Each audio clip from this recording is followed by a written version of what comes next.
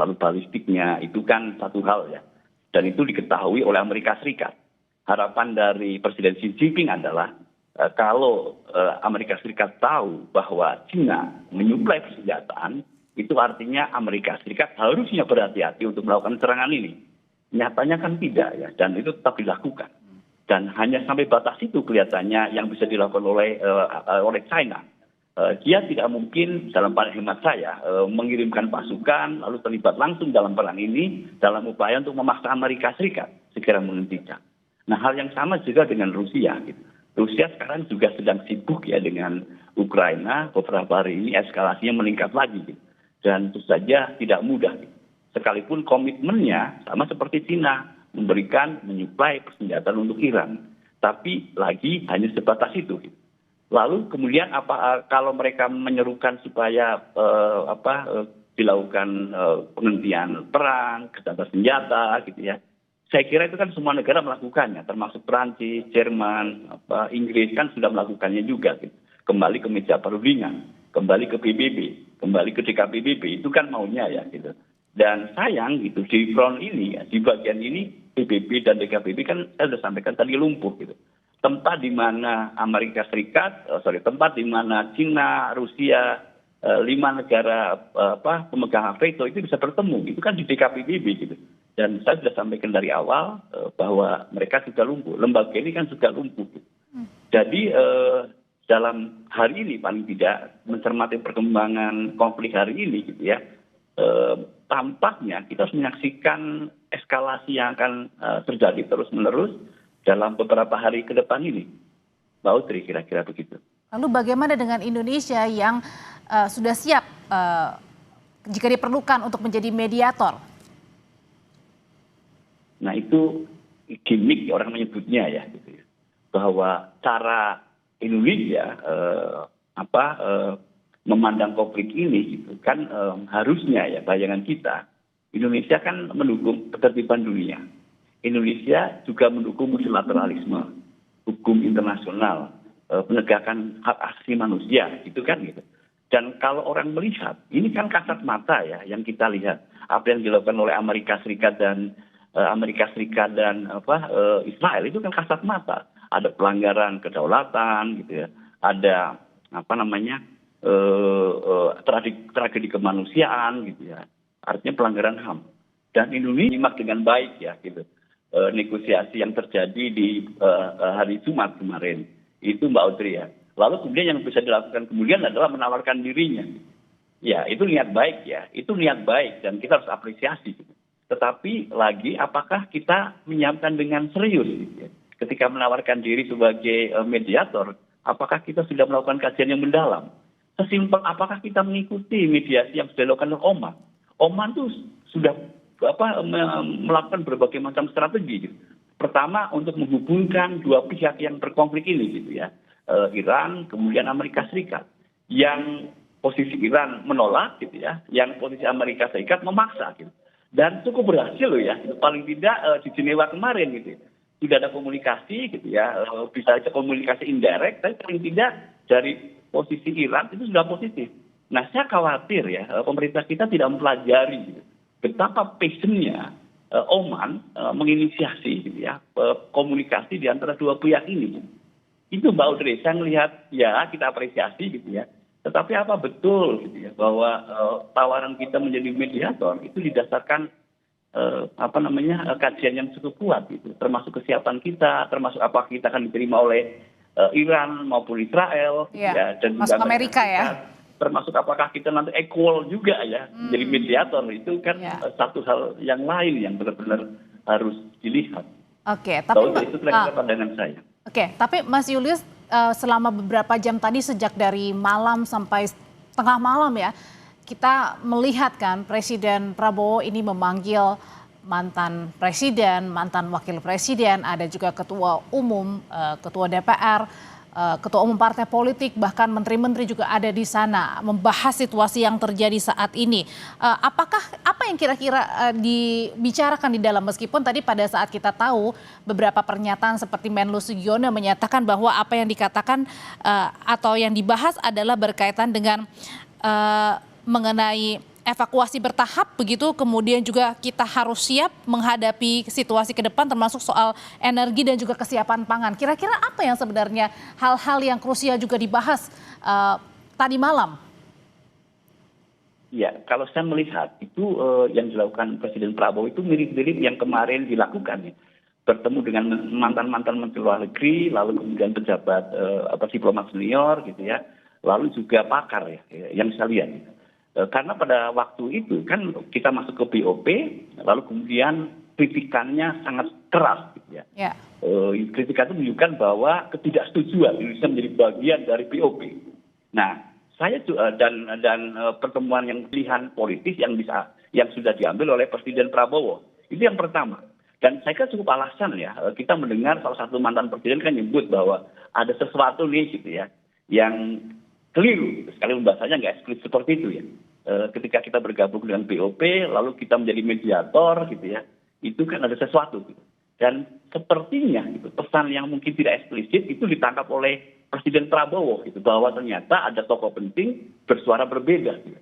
Itu satu ya, pertama kelihatan tujuannya untuk itu, meyakinkan dan nanti meminta bantuan bahwa keluar publik akan menjadi satu gitu suaranya, bahwa apa yang dilakukan itu legitimit, termasuk ide untuk mediator.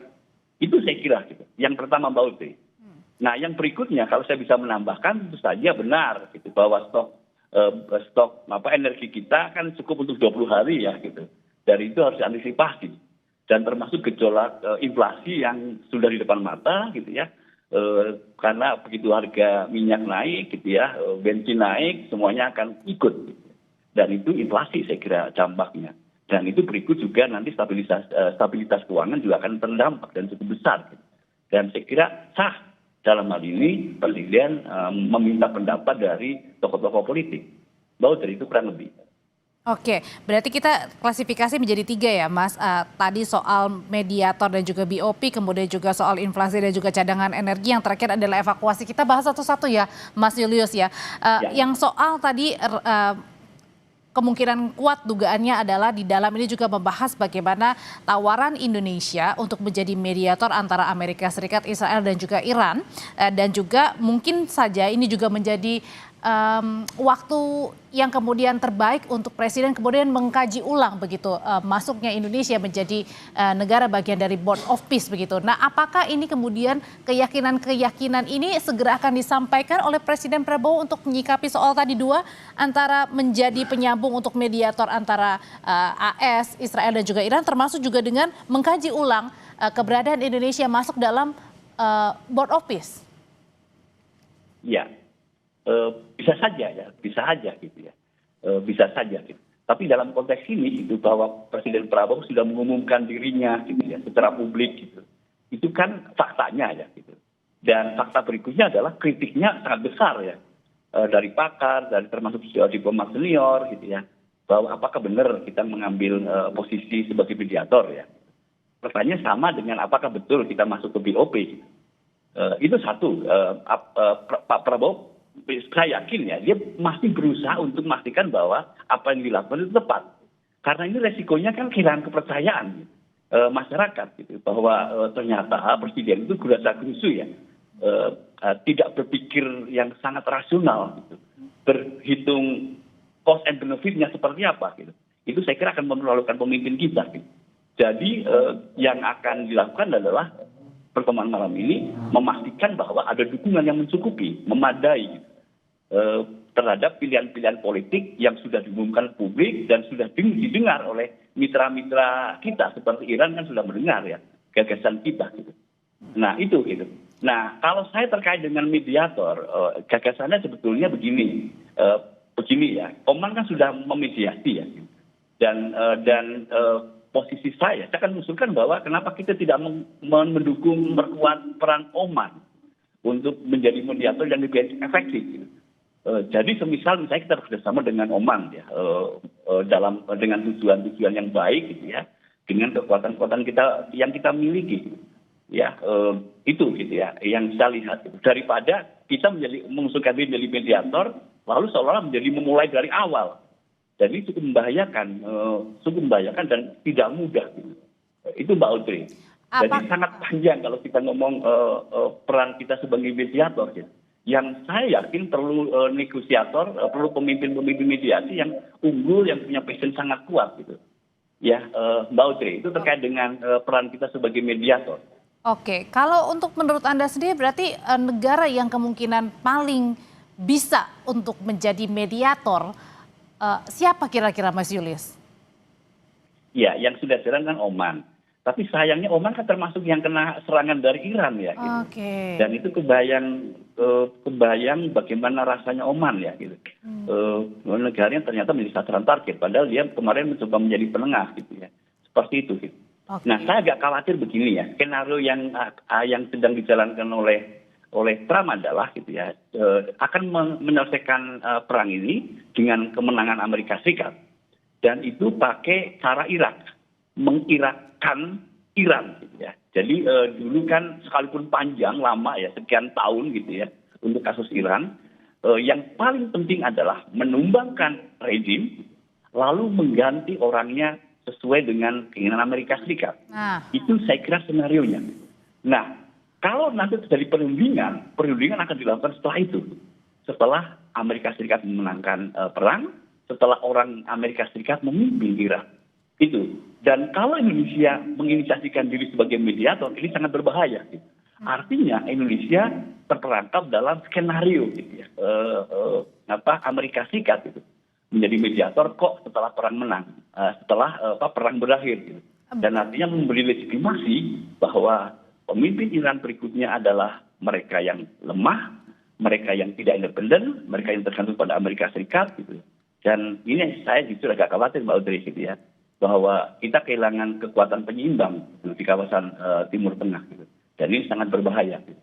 Sangat berbahaya. Berarti bisa jadi pengumpulan Pak Presiden mengundang mantan presiden dan juga mantan wakil presiden beserta dengan jajaran, termasuk juga dengan ketua umum parpol, ini mungkin bisa dijadi satu bentuk dilema atau mungkin bingung juga presiden harus bersikap seperti apa. Tapi nampaknya bukan hanya presiden kita juga ya, seluruh pemimpin negara juga sangat berhati-hati sekali, Mas Julius ya.